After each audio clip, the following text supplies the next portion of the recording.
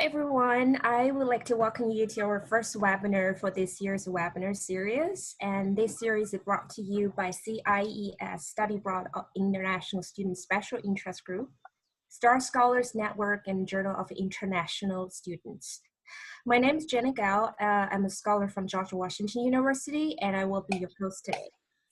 Each month throughout the series, we're exploring the themes and questions related to study abroad international students. In each webinar, we feature a panel of study abroad international students experts, using a few questions centering on a theme to informally structure the conversation. And our topic today is Rethinking Education Across Borders, Emerging Issues and Important Insights. Before we dive into our chat, for some housekeeping, if you can hear me well, please click raise your hand button at the bottom of your screen. If you can't hear me well or the screen is a little bit fuzzy, please refresh your browser window and please make sure your speakers are connected and the volume is on. To those watching live right now, we welcome your comments and questions, so feel free to enter them in the Q&A session. We might have 5 to 10 minutes to address your questions at the end. Okay, so let me first ask our guest speakers to introduce themselves briefly, and please share your name, institution, and area of interest, and perhaps what brings you to the webinar today. Who would like to start first? Krishna? All right, I'll go first. My name is Krishna Bista, Associate Professor of Higher Education at Morgan State University. I'm also the founding editor of the Journal of International Student. The webinar we have been doing for a couple of years in the past from the Journal of International Student. We are pleased to share with you that we started our new special interest group within the CIES, Comparative and International Education Society, and also we collaborate with the Star Scholars Network. So we started this joint webinar on behalf of 3 institutions. And today I'm here joined by Dr. Gauli, the president of Star Scholars Network. Maybe I'll Sure. Hello, everyone. My name is Uttam Gauli. As Dr. Bista mentioned, I lead an impressive group of scholars in the Star Scholars Network as president, and I'm very excited to be here. I also work at Morgan State University with Dr. Bista. Thank you. Dr. Sharma? Hi, everyone. Good morning or good afternoon, wherever you are. My name is Sam Sarma. I am an associate professor at Stony Brook University in the State University of New York system. I am in the writing department, writing and rhetoric. My interest, especially related to the themes, the discussions we're having, is in international students, cross-cultural communication, and I specialize in how international students, especially at the graduate level, are supported through academic writing, communication, research skills. I'm really excited to be here today, talking to everybody out there, and along with the other wonderful colleague, Krishna and Uttam, and thank you, Janet, and thank you, Corinne, for joining the conversation as well as facilitating them. I look forward to a good conversation. Thank you very much. So thank you for the introduction. We're planning to use 3 general questions to structure our conversation, and we want all of you to chime in and informally advance the conversation, taking turns as you see there's a fit. Our first question would be, I will also type that on the chat box, so all of you will be able to see on the right side of the webinar. Just give me 1 second.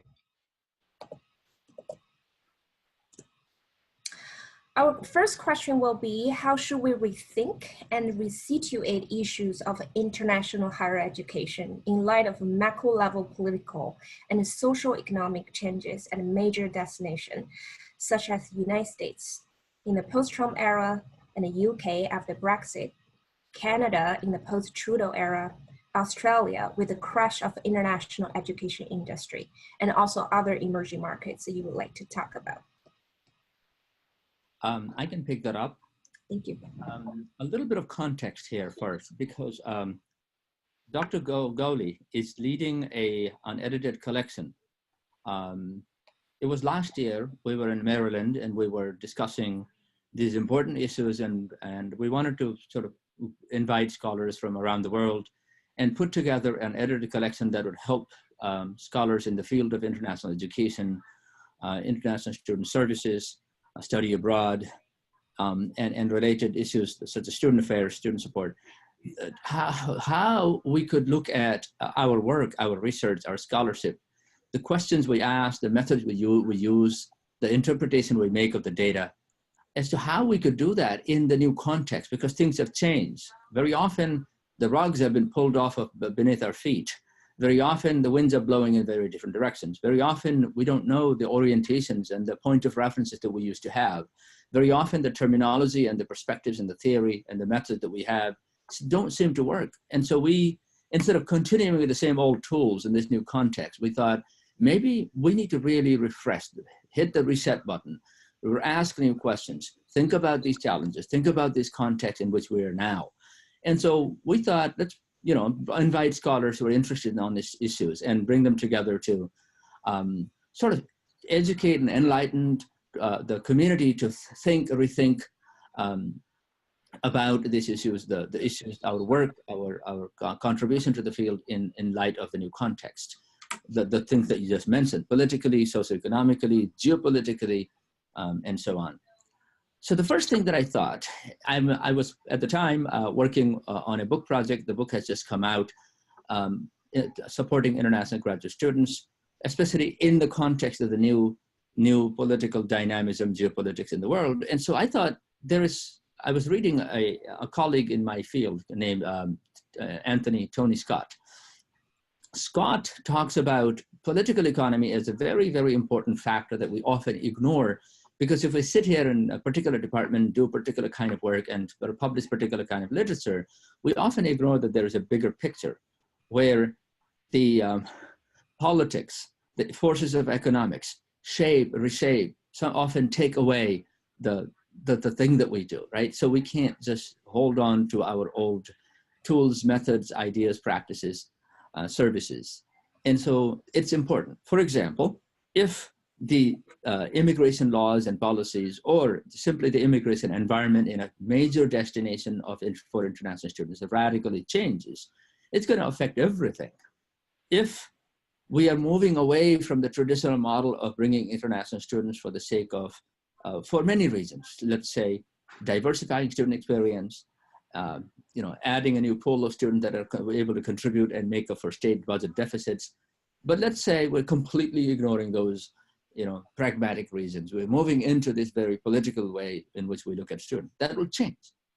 Often the politics that happens from the, on the national level, especially because international students are inherently political, they're by definition political beings. They're brought from one political domain to another political domain, and in the process, as Simon Marginson says, it shows that they lose half of their rights, most of their privileges, their security, their sense of belonging. They're treated as outsiders, they're foreign bodies, right? So to begin with, international students are political beings, foreign objects in the first place. What happens when we also fundamentally change the context, the condition, the paradigm in which they used to be received? Okay, we cannot pretend the same things, we can do the same things in the same way, because we have to pay attention to those external forces that would destroy or undermine the work that we're doing. And therefore, the international education and international students are deeply implicated with the concerns of our sort of the larger political concerns. And I would add to that even in domestic students' concerns are implicated with the concerns of international students. For example, if I have 20% international students, but the university decides to take 40, MIT has 46. What happens to my domestic students? Why did they lose the privilege to go, to MIT, an American campus, right? American institution. Who decides and why? Who has the say in terms of the proportion of students? I'm not saying that we need fewer international students or we need more international students. I'm simply asking, this is a question that needs to be addressed by scholars in their research, in their teaching, in their programs, in their policy, right? And institutional conversations. And so those things become entangled. And we need a political awareness of the ideologies, political awareness of the macro level political forces, a political awareness about how we're going to support students at various levels of support, whether they are coming in, what kind of environment do they come in, whether they're transitioning, adjusting, what do they feel when they adjust to the rest of the community? What is the campus environment like? Is it welcoming? Are the students, domestic students understanding of or resentful?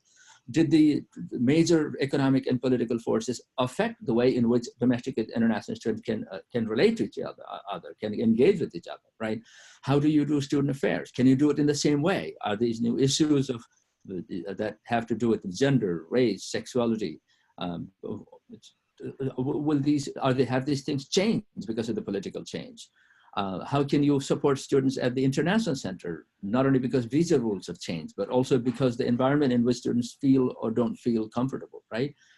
We cannot do our work of writing support, career support, tutoring and other interventions, professional development support without an awareness of the macro level politics. And so in the book that Dr. Gowley is leading, and I'm asking him in a moment to say a little bit about the unpacking, to unpack that project, is how can we become conscious of the new political economic condition and do our work as effectively as before, but only calibrated, adjusted, adapted, conscious of the new situation.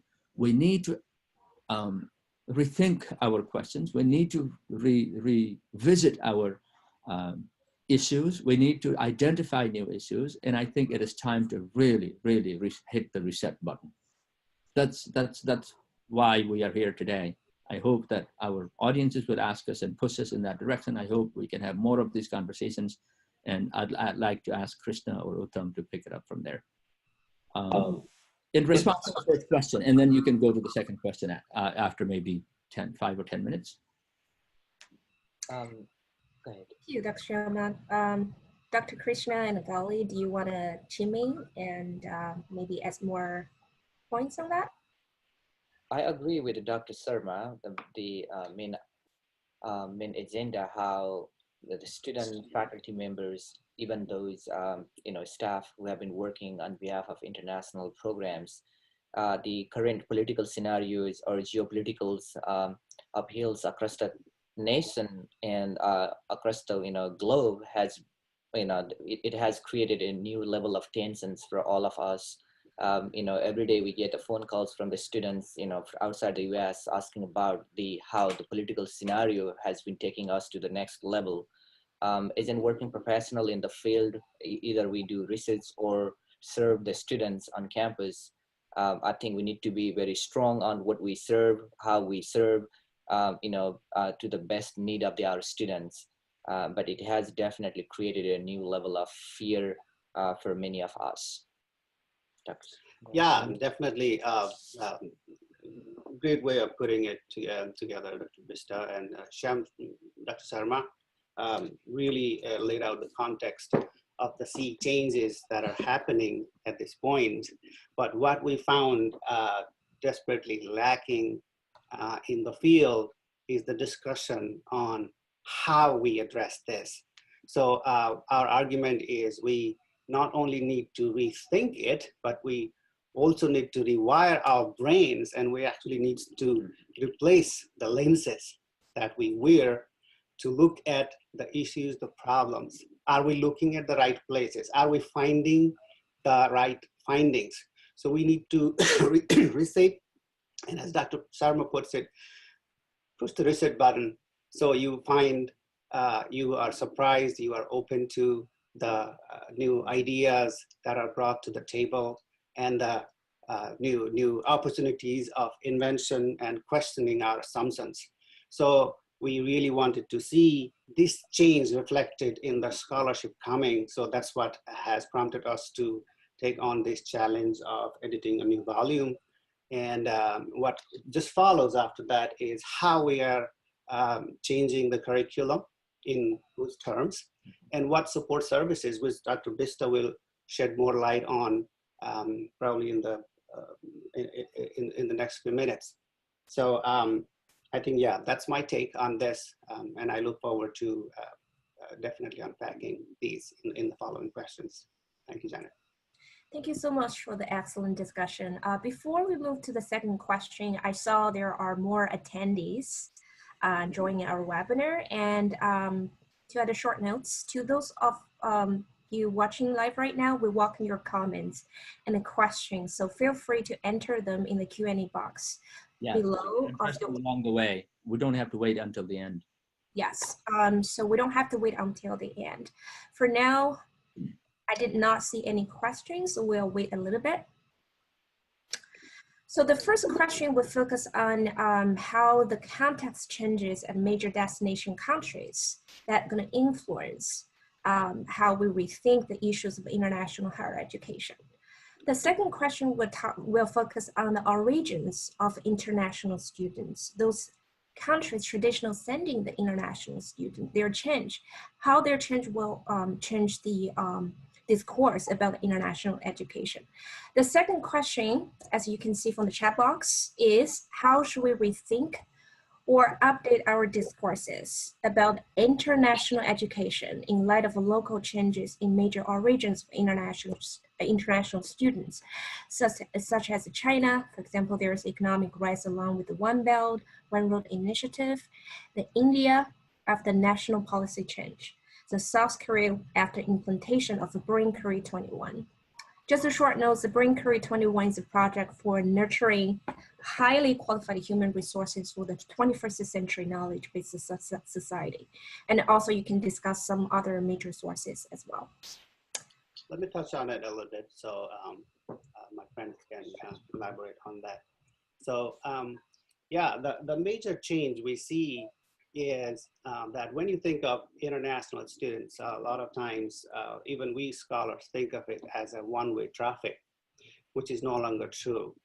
So for example, China, India, Korea, the top destinations are not only top destinations, not only top origins of international students sending away from their home country, but they are also attracting international students, and the increase is so dramatic that they are now competing the traditional destinations of higher education. So, and there is a concerted government policy effort. China has been doing it for some time.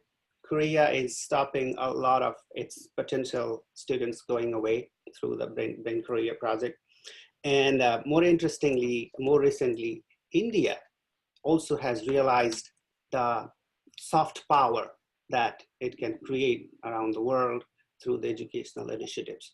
So there is an increase, there is a concerted effort across the ministries in India to create more scholarships and more incentives for international students to come to India. So no longer a one-way traffic. That's where we definitely need to rethink. And again, this is how the scholarship needs to change. We see that there are some signs, but again, without changing the way we challenge our own assumption and schema, it is definitely not possible. So we want to see these scholarship reflected again, and in policies, in practices, in curriculum, and student support services. Thank you very much. So I would like to chime in because I saw there are 2 comments in the Q&A session. Mm-hmm. And the first comment from Tuzing, I'm sorry if I pronounced that in the wrong way. Tuzing, hi, welcome to this webinar. You said just adding to the second question and Africa too.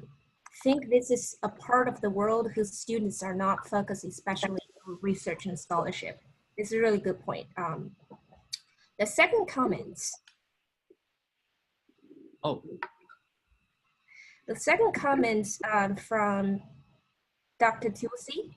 Yeah. In my school in Canada, I see more and more students are coming from India and China, but not from Western Europe and Japan. Mm-hmm. What could be the reasons? Uttam, you want to pick up on the first one? I'm not sure whether I got it. Go ahead, pick up. You got it? just adding to the second question, let's think about Africa too. I think it's a part of the world where students are not focused, especially on research and scholarship. So that's a very, very important question, because Africa, the African continent, has been a source of international students, and now increasingly a destination for international students. You look at the numbers of students go to South Africa, right?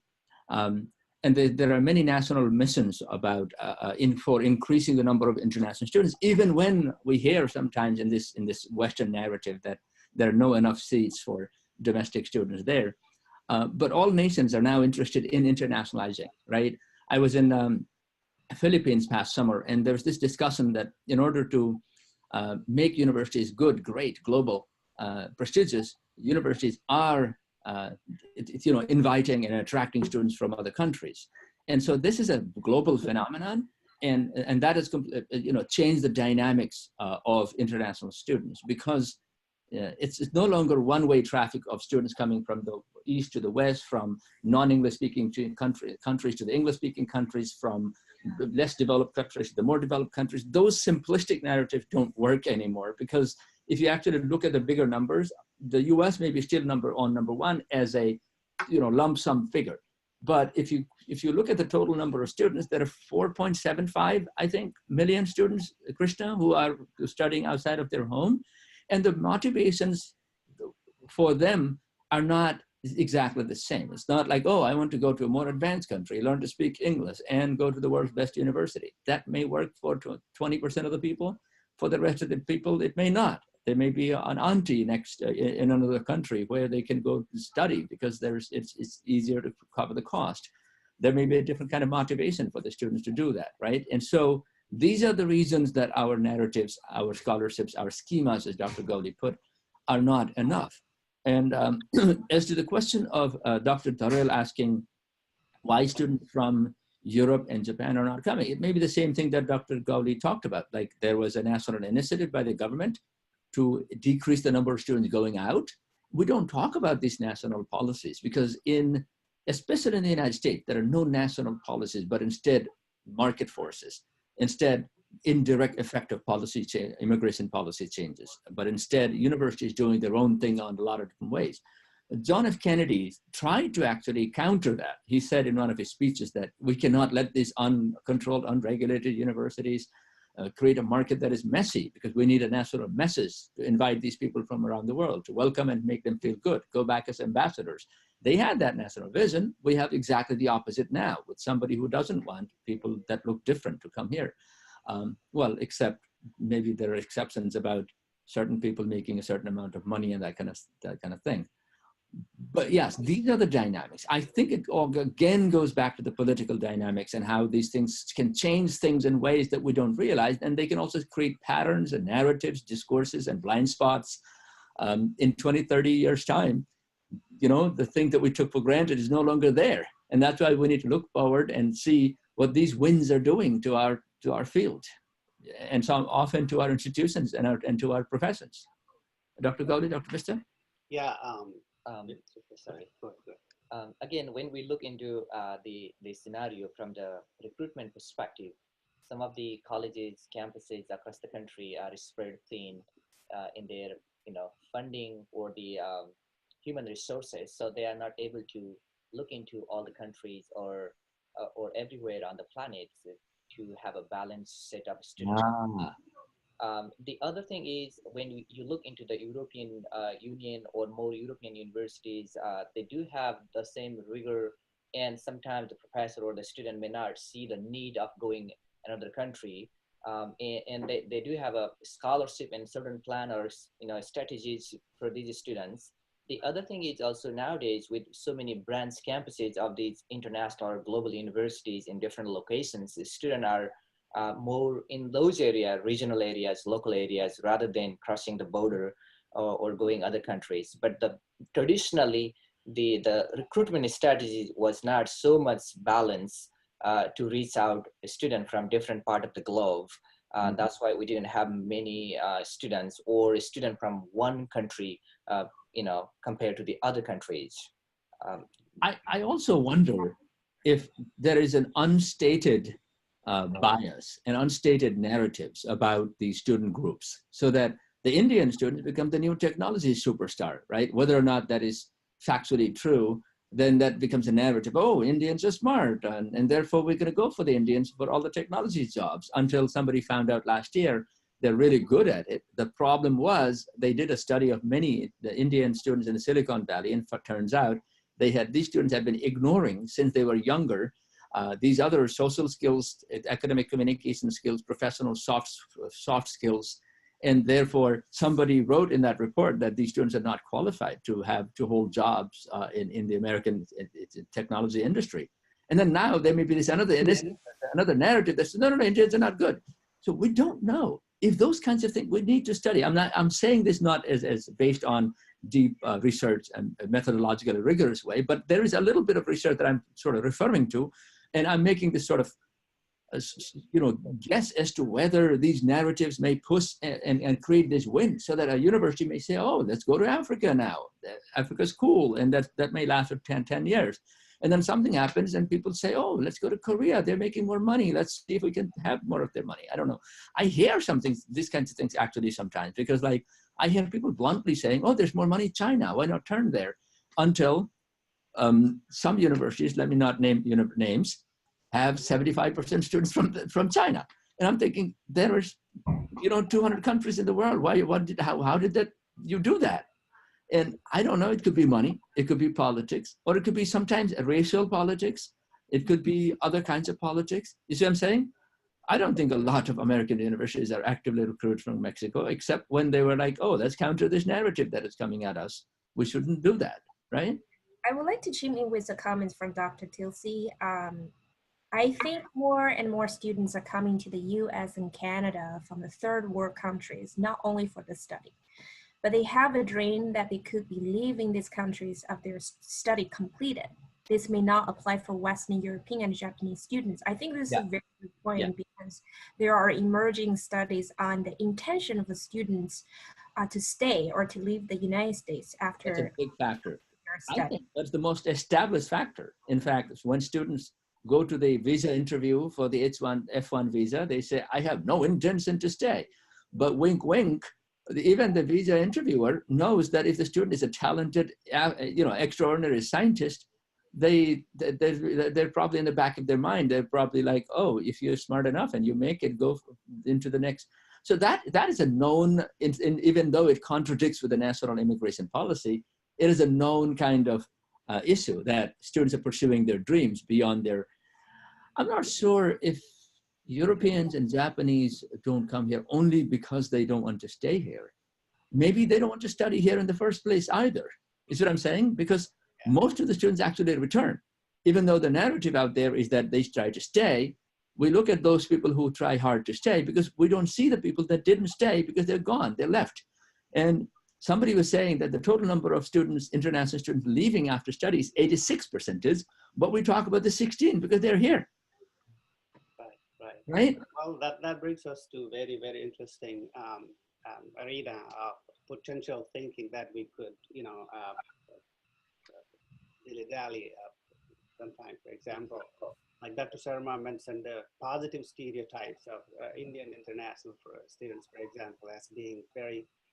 There's an underbelly of that negativity also. Again, we do not lack the negative stereotypes as well. Even the current president of the United States allegedly said disparaging comments about the countries in general. So this generalizing, this empathizing or sympathizing and even infantilizing the international students and countries around the world is nothing new. And this schema is really, really strong because a lot of people, even within the, the structures of the universities, even in the leadership, we should not be surprised if we find that kind of attitude to look at international students and even outright think that this student is here to stay after study. I mean, there could be some who want to stay, but there could be some who do not. And not only that, but also there is an increasing number of Americans, Canadians, and people from Western countries going to these developing countries, looking at the business opportunities, the rising economy, the booming market. So it's not just one-way traffic anymore. So yeah, it's very easy for us to think that a third world country gentleman comes here and stays. Well, let's rethink, I would say. There is one incident 4 days before the 2016 election. There's this the senior advisor to the president, Stephen Bannon. You know this character, right? I mean, he's an interesting person in American politics. But this person said, no, the Donald Trump was saying that, reportedly, that now President Trump said that the international students are great because they are bringing in talent, and look at Silicon Valley. And Bannon, this immigration policy advisor at the time, along with advising everything else, I think, said, yeah, but they're changing our culture, and we don't want that. Meaning, the new definition of America is that it is made constantly of new cultures coming, blending, that intense and productive and creative tension with each other. It's this narrative that this country belongs to a certain group of people that look a certain way, and other people should not change that. I mean, how have the Silicon Valley engineers changed the culture? By introducing a new kind of food? Go try that, it's good. But the fundamental character of the country, that's what they're talking about, right? And so we cannot ignore that, because if that is affecting education at the very top level in a very significant way, we cannot sit down here and say, bandy about this, nice words and feel good terms and say we're, helping our international students. I think we need to pay attention to both the positive and the negative and the neutral and the change, the many kinds of directions. And especially it's important to change the narratives. Especially it's important to, like, I was reading an article of some time ago, and I was like, it promised to rethink issues of international students at the top, but as I went reading, it was all the same old issues. Oh, these students cluster with each other. The Chinese only talk to each other. And like, no, if you create a classroom situation where the Chinese don't have to talk to each other, you will see the Chinese and the American and the Indian will talk to each other. For example, if you say, how do people greet in your home country? Or how do people greet in your hometown? What do you think people will happen? The students will have to exchange information and experience and knowledge with each other. They can't talk to, right? And if you also say, find a person from a different state or country and talk to them about X. It's a design of the pedagogical, the curriculum, the policy, the programs. It's the design. And so we can't just keep finding the same old things because we haven't done new things in the first place. Absolutely. And that is, again, the deficiency perspective. For example, naming student, the ESL student,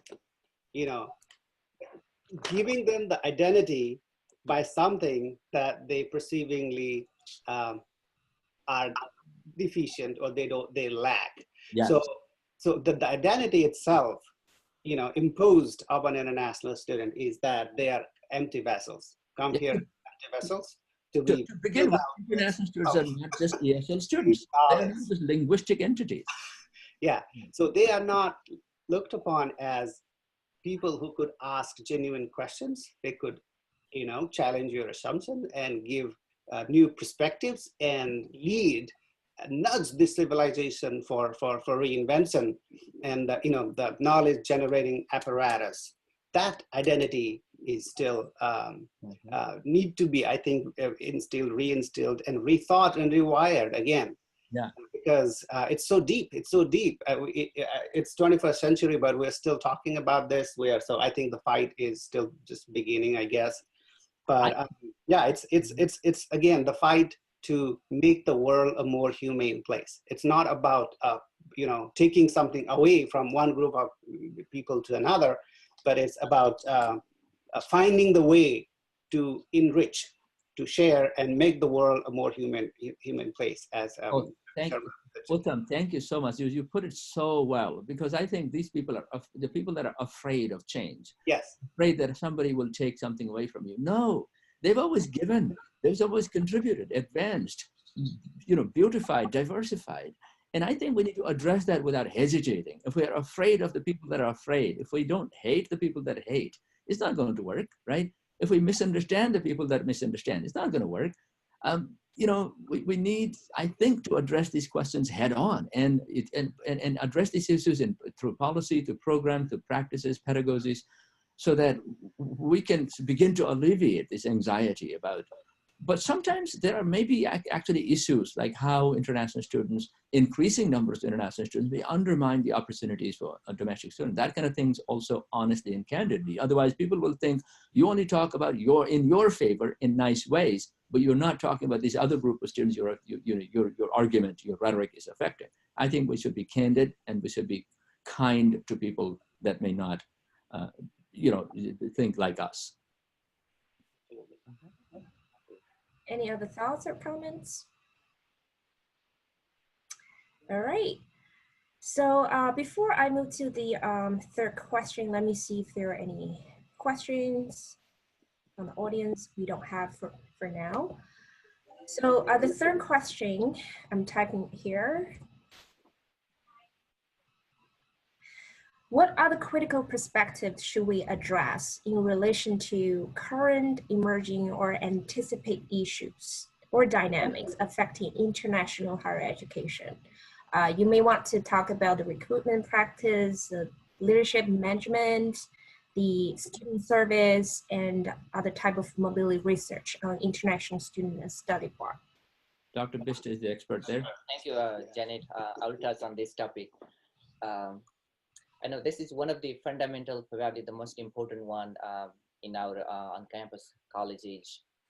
And a couple of years ago, we also, worked together with the colleagues, and the volume came out, Campus Support Services Program and Policies for International Students. And while working on these book projects, it was the winner of the Best Book Award from CIES. Thank you. Yes, while working with colleagues from different colleges, universities, and even comparing some of the scenarios out of the United States, we found a number of the challenges, issues within the program. If we look into, for example, from the recruitment practices or the leadership role in international student affairs, it's very super complex dynamics, between the locals and then national or international levels.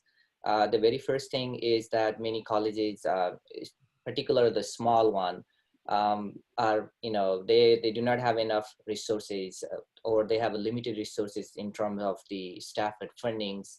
And they are more, working with the general everyday practices, working with international students.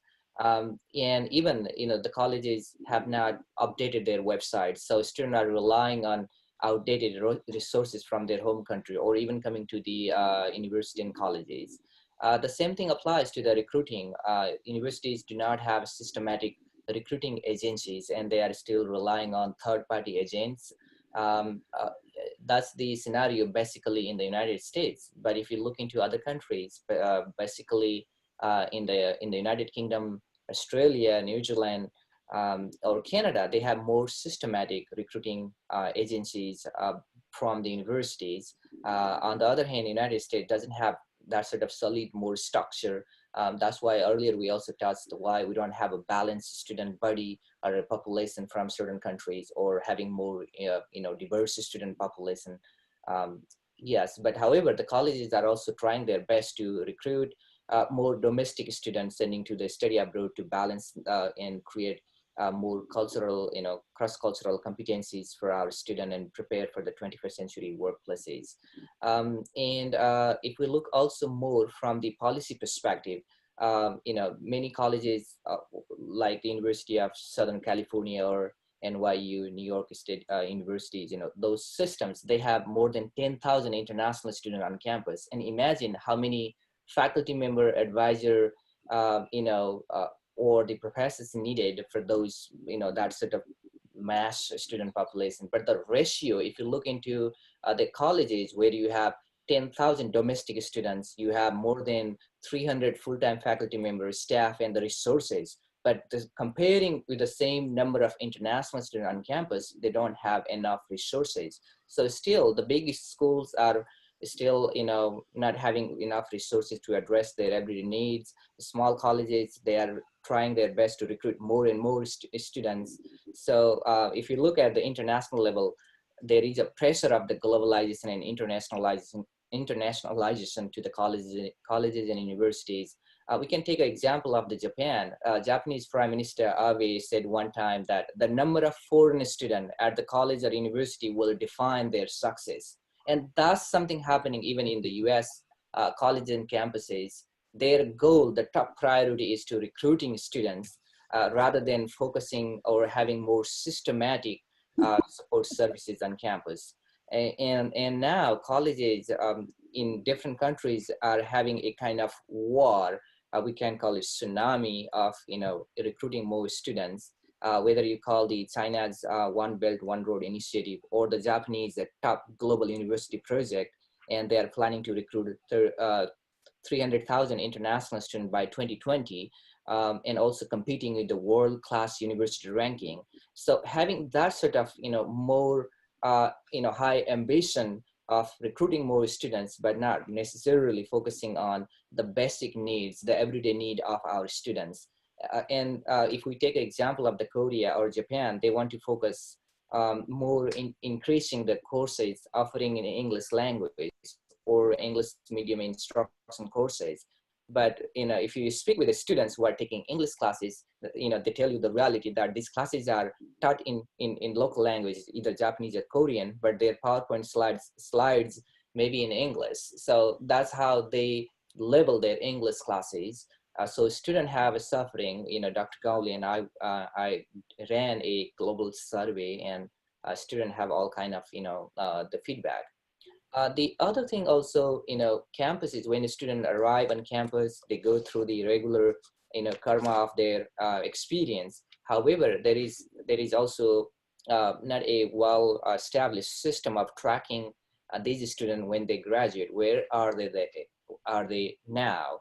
Once they finish their program, in one of the project, we also look into the post-study experience of the student, how successful they are, those students who stay here or those who will return and started working back home. So those kind of mechanism, there are several things still to be done.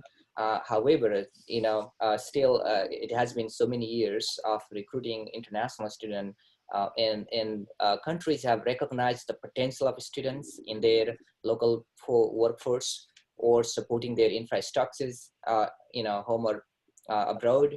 But still, the administrators, including senior level leadership, have failed to see the larger picture of international students on campus or their impact on the society.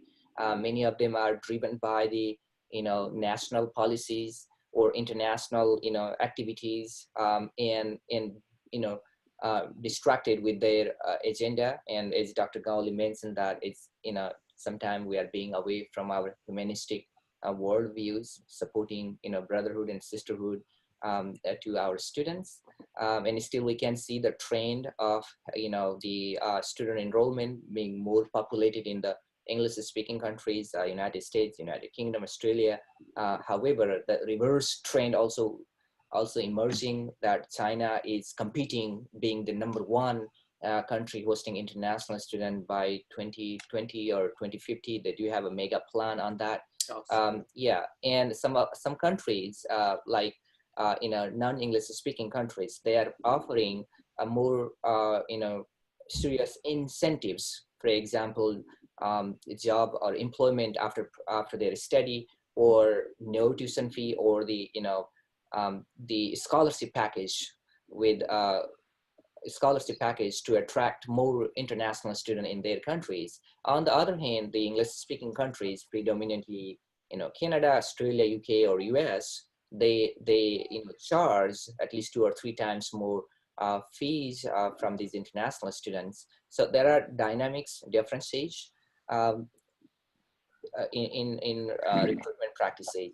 But when we look into the existing or the emerging student services, some campuses looks like they're expanding their existing services, but still majority of the campuses or colleges, they are struggling providing very basic services of the immigrations and some do's and don't do's, those do and don'ts list. And I think the colleges still need to focus more services, a program that focuses on academic transitions, quality college experience, and the integration of the home student and international student, offering more service learning centers so that they have more meaningful, rich, deep experience while being abroad.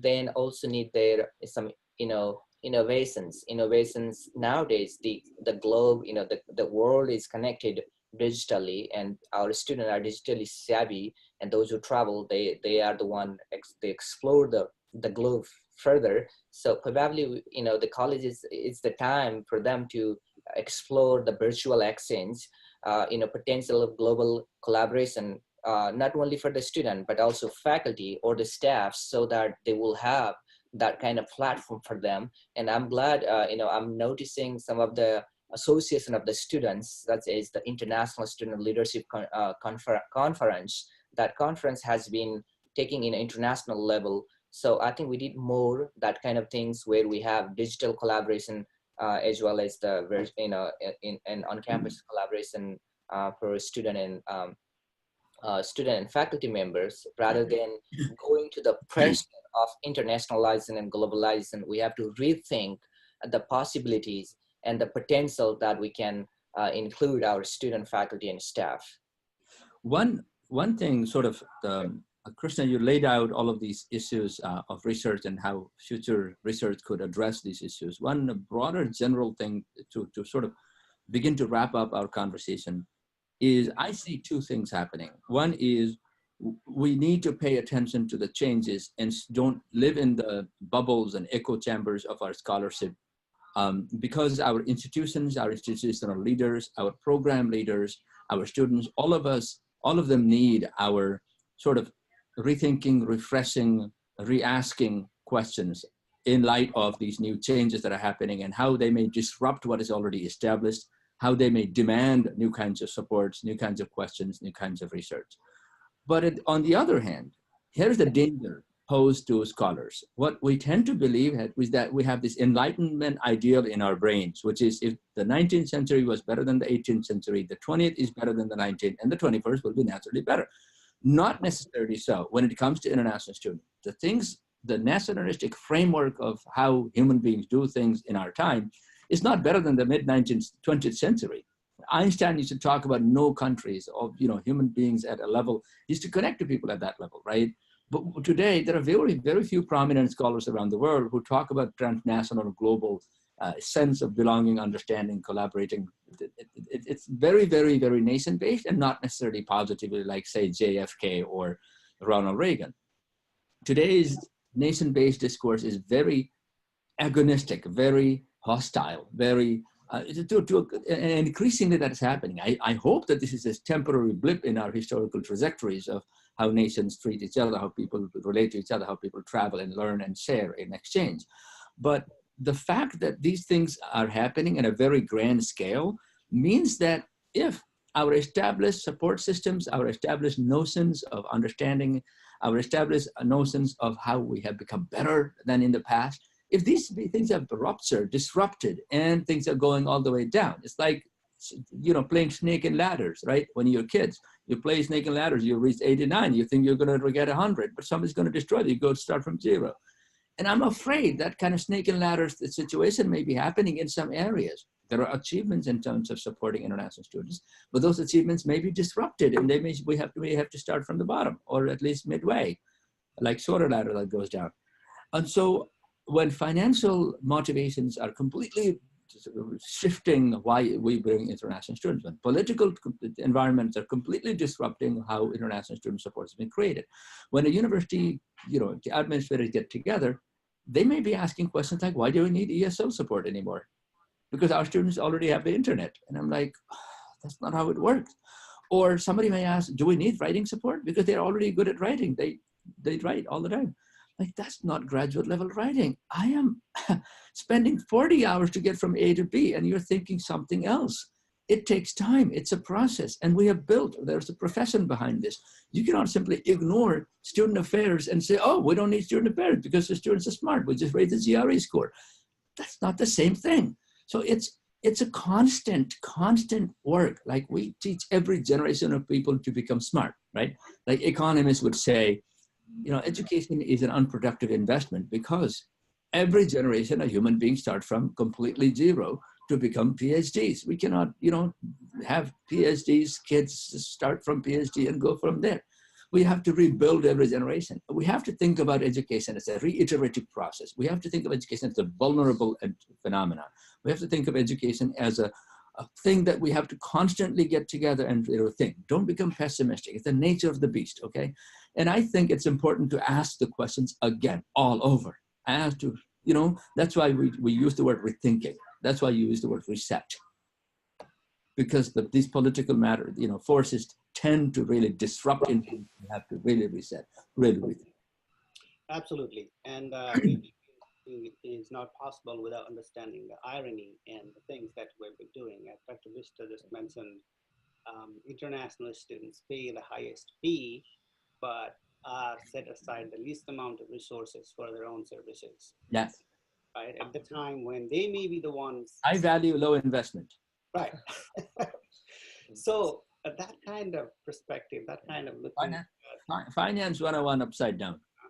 As cash cows is not going to be sustainable. So I think we want to warn the institutions, the countries that want to attract international students, add real value in their life, see them as full humans, and treat them in a humane way, or they're gonna go. Yeah. So, rethink. Excellent. Are there any other thoughts, comments? We don't have questions. It would be nice to have questions at this point. Oh, we have one. We have one from Jing Xiaoli. Hi, Jing Xiaoli. Hi, Dr. Sharma, Dr. Vista, and Dr. Gali. Would you like to talk more about international students' social and academic integration? Recently, some friends came to complain that they found it still hard to develop friendship with local students after 1 or 2 years study here in Canada. Could you please provide some advice for them to indicate what institution can do to support them in building network with locals? Thank you very much. If he were, what does he do? What do you do? Are you student personnel? Are you a student? Are you a faculty? Yeah. Help us. Now maybe you can type.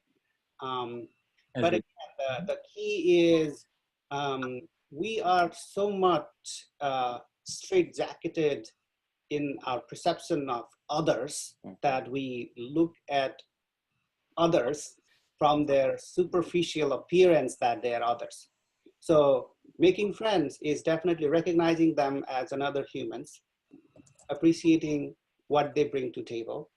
And definitely you're a PhD student in McGill University. Okay, that's wonderful. So yeah, you may have experiences of working with colleagues, and it begins with you. Be grounded in your culture and try to maybe appreciate other cultures also. So what we oftentimes do is we think that I am the best, my culture is the best, my nationality is the best. That sometimes holds us back, because here we are, we represent our cultures as ambassadors, but we also show the courage to appreciate other cultures, others' ways, and even individuals have their own unique ways and strengths. I would say that recognizing the strength in your colleague, and then offering your strength in a humble way. I think that's something. Maybe it is because also we're not there yet. We're not in the ideal world, so we will have to figure out how to figure out the way to make foray into a new world. So being appreciative, I believe, is the first step. What do you think, Dr. I would add this. I would say, don't blame yourself. It is difficult, and it should be. You're doing something worth it, worth the effort, worth the time, worth the difficulty, worth the anxiety, worth the hesitation. You cannot, get the apples on the tree without actually finding a way to get all the way to that height, right? If you just pick apples that already fall on the ground, you're not getting good apples. So I think it is worth it. I think we should not blame ourselves. I think we should not say, oh, it's me, or oh, it's them. It may be that they also deserve an opportunity, and you deserve an opportunity. How do you create that opportunity? So I think that's one. The second one is the institution is responsible to create that opportunity. And if the institution is not creating it, if you're a PhD student, you create that opportunity.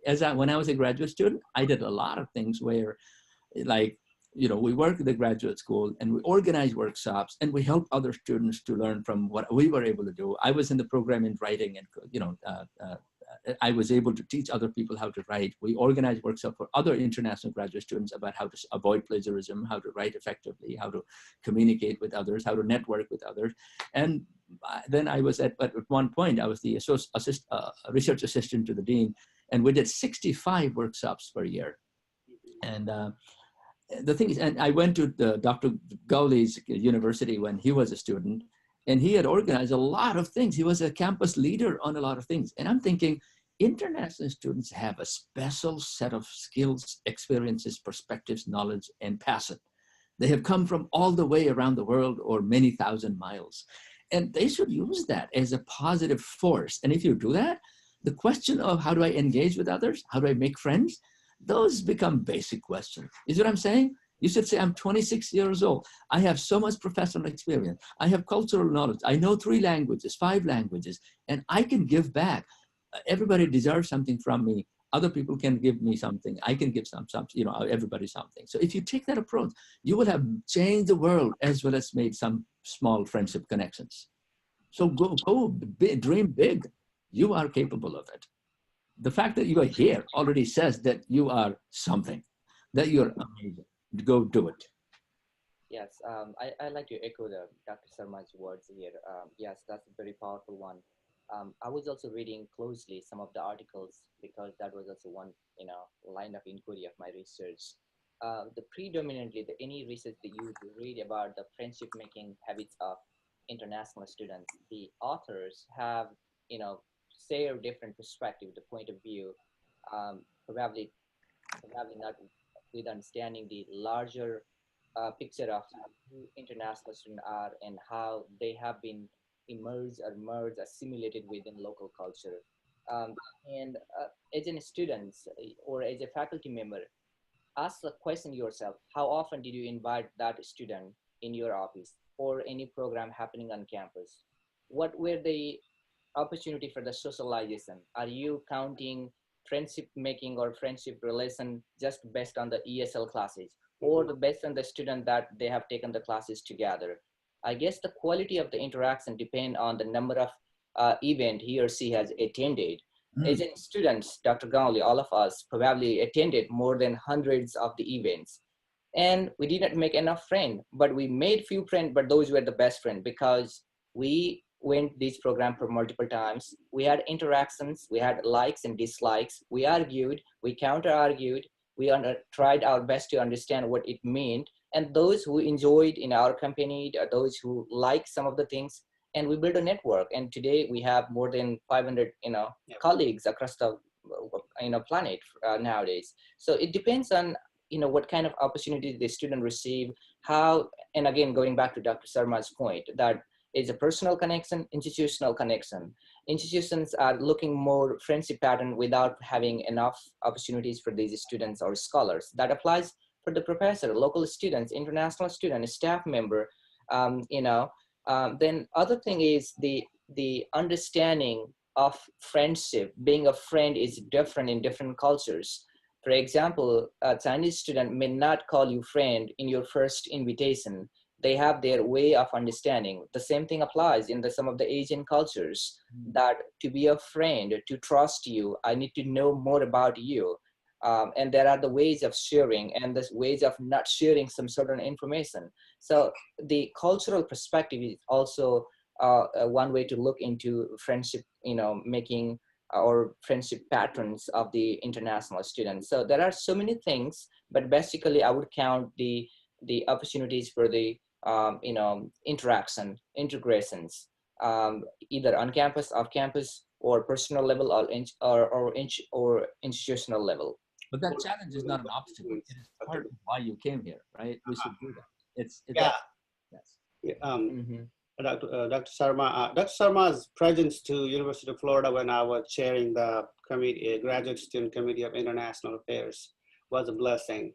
I was also elected mayor of University Village, where a lot of graduate students, families stayed, and we organized all kinds of international festivals. We began definitely with the Nepali Festival of Teas, and then we went on to do the Autumn Festival, Chinese Festival, and Iranian New Year. So these things definitely brought us together. And eventually what happened is we somehow created a compelling argument for the institution to make an institutional commitment to bring international students and domestic students together. If you type globalgarden.info in your browser, there is a little website that talks about that. So I was able to lead that initiative.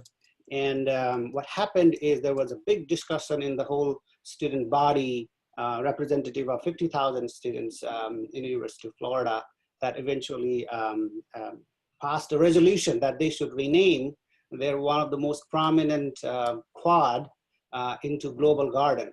So understanding and trying to reach out and seeing the beauty in the other is something that needed to be pushed, or that needed to be helped to open up, because for a lot of people that's unheard of, unthought of, because people were not raised that way. So campus is an amazing opportunity to spread the light that you bring. So yeah, do not forget your light.